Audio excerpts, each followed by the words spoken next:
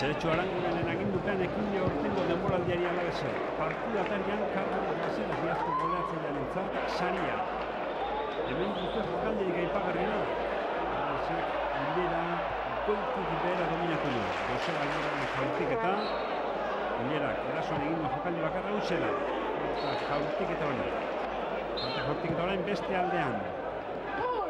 Toni Karramatea buruz eta balona zuzenean kanpora. Lehen zatian ez da golik izan, naiz eta lehen zatianetan oso aukera garbia utxegin duten hemen Arabarrek. Joseba Agirre izan da azkenean jaurtu duena. Izan da gaur honena. Bigarren zatiko irudiak eta hemen datoz gola. Aurreneko 19. minutuan. Joseba Agirre bera izan da Alavesen lehen gol sartu duena. Ederki harrapatu dibizketarra. Eta zatortuen moduan ate barrura. Bigarrena, 3 minutu benen dago, eta alde beretik etorri da, eta horren golegilea Lasela. Eta Narrak ekin dio bere betiko martxari. Goleak ate barruan jartzen. Bigarren zatuko eta bigarren minutuan izan da.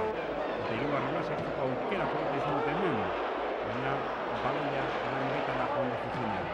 Azkenik, Mendizorrotzan, Alavesek 2 hileratu.